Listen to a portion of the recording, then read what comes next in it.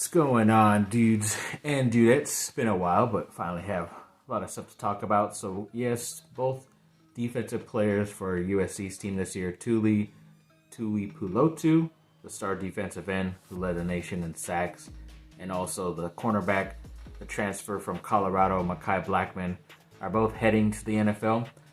I think Tuli might end up getting drafted a little bit higher than Makai, just because Makai, especially in the beginning of the year, a lot of people tested him and were pretty successful at gaining big yards and getting, penalties called on him. So he might need some work, which is why I would have preferred him to stay at least another year. But I think he believes he's ready and kind of just wants to get into the NFL right now, because I still believe with this type of talent and sometimes being able to improve throughout the season, especially as a shutdown guy, he will be able to get drafted at some point, or at least make a roster at some point, even going undrafted too, in my opinion. So good luck to these guys. Sadly, they both aren't returning to try to help out this defense, because they were some of the brighter spots on this defense, not the guys I am mad about. Sometimes they did disappear or not make the correct plays, but either way, you still would prefer to have talent on your team instead of letting it go. But at least they're going to the NFL and not transferring out. And of course, Blackmon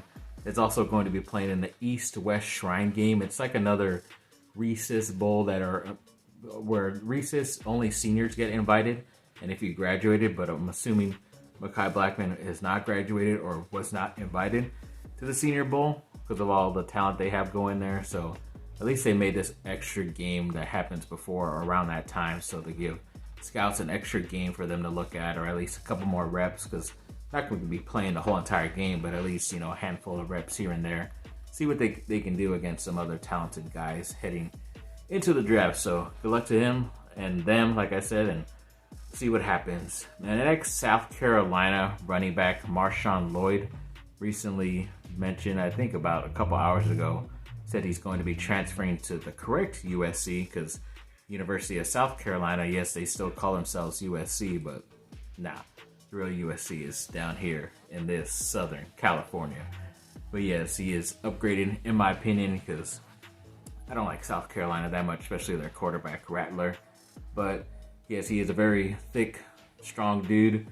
He is very fast as well. He didn't really show as much what he can do because he was behind a couple of players, but he still did put up rushing stats, and I didn't really catch many balls, but he is still a good enough catcher.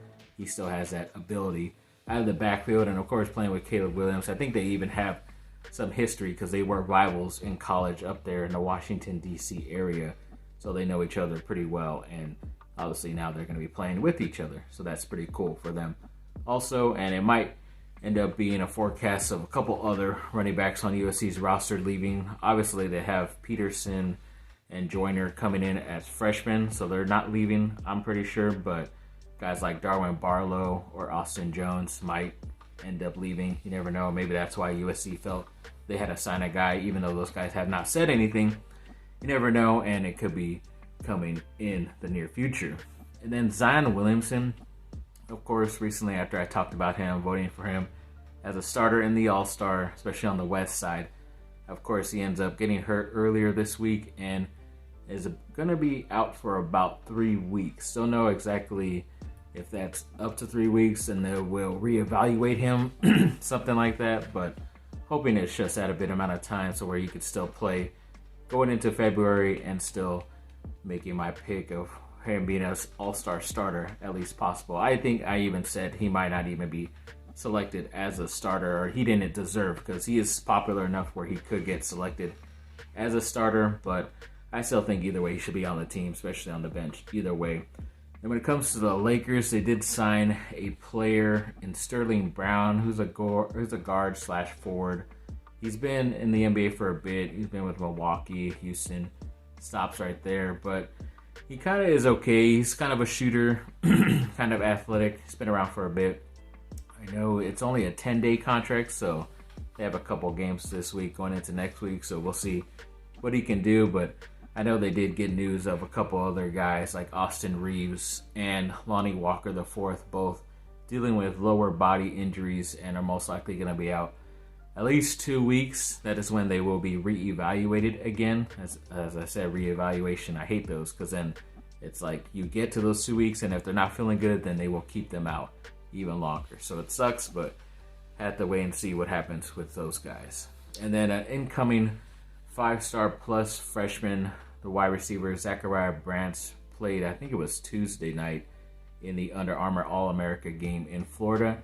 And he showed out, had a lot of great stats, catching as well, making plays, and then he also returned a punt return for a touchdown, one of the bigger highlights that he had. So definitely very excited about what this freshman can do. Obviously, I had higher hopes and more love for Mekhi Lemon, but I think Zachariah Brandt has that speed ability, that speed that you don't see at all, kind of like a Reggie Bush speed. So he is definitely going to be a guy that will be used very well, just like a Tyreek Hill was in Kansas City and Miami right now. In my opinion, when it comes to Paolo Banchero, yes, he was recently named the NBA Rookie of the Month for last month, so that's pretty good. He's at least getting some recognition, and definitely, I think it's like maybe the second time he's done it, so it's definitely a high possibility that he will win Rookie of the Year as of right now. And then even just the other night, he ended up having 25 points, 8 rebounds, and 7 assists. It was his 22nd game with over 20 plus points as a rookie, which is leading them obviously right now. I don't know if it's leading in NBA history as far as that stat, but either way, I'm pretty sure it's close because he is that good. And then Jason Tatum last night, again, a big matchup against the Dallas Mavericks, ended up having his second career triple-double, ended up going with 29 points, 14 rebounds, and 10 assists in a blowout victory of Dallas, so it wasn't that great of a game to watch, sadly, but he did show out against one of my better favorite players in Luka Doncic, who kind of got shut down a bit.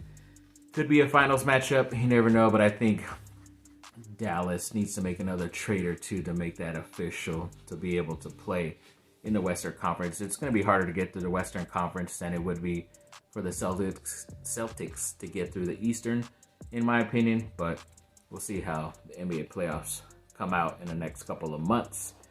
And then Nicholas Harbor, one of the top 5-star players that are still uncommitted. I think he's like a top 10 player overall in high school coming into college this year.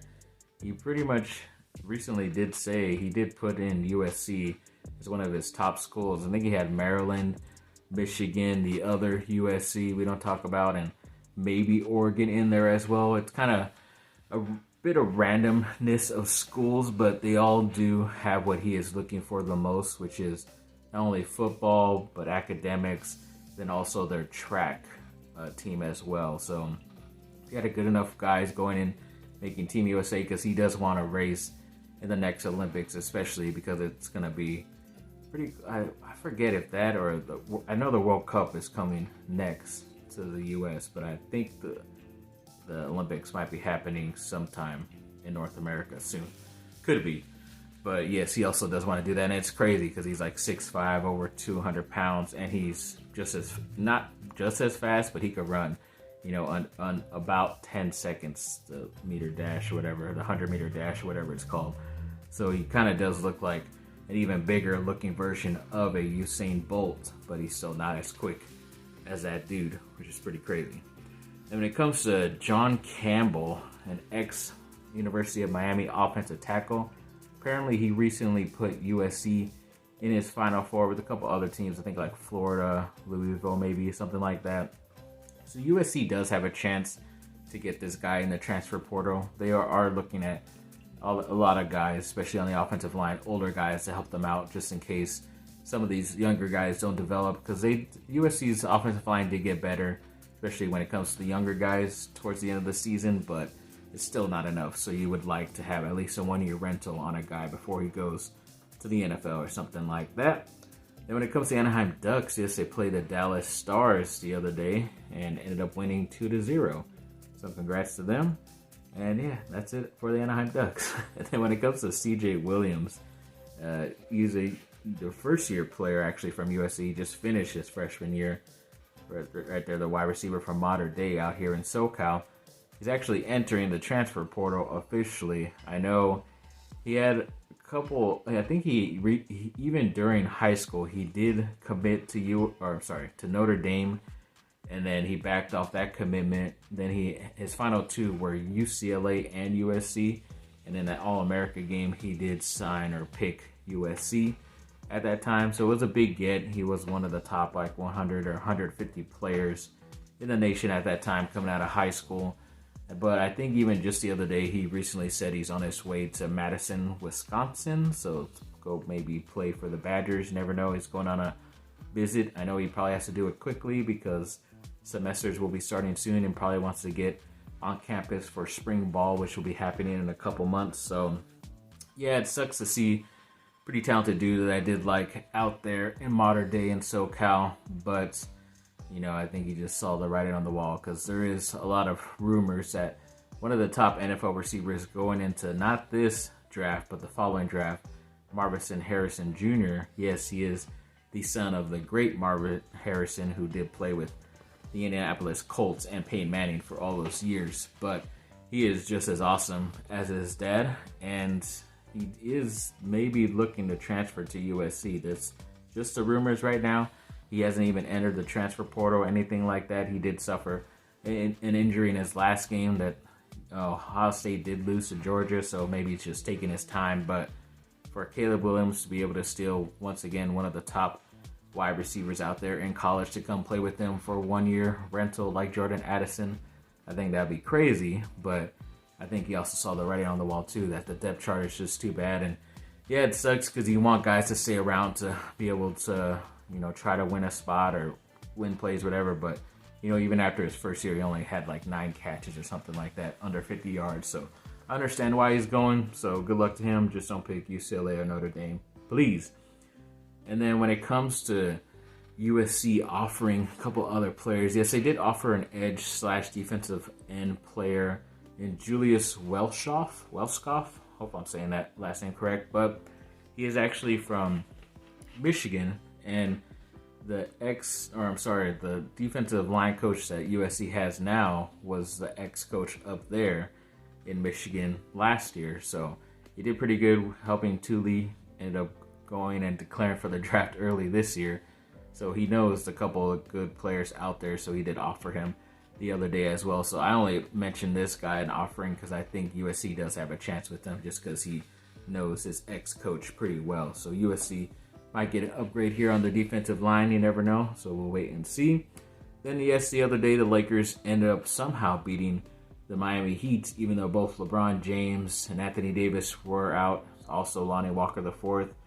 And, you know, it's just crazy how they were still able to beat them 112 to 109. Dennis Schroeder ended up going off with 32 points, 4 steals. He was 12 of 14 from the free throw line. And I believe in this game, the Miami Heat were all healthy. They weren't missing any players, anything like that. So that was pretty crazy. So yeah, either way, Lakers got that victory. And hopefully LeBron and Anthony Davis will be coming back soon.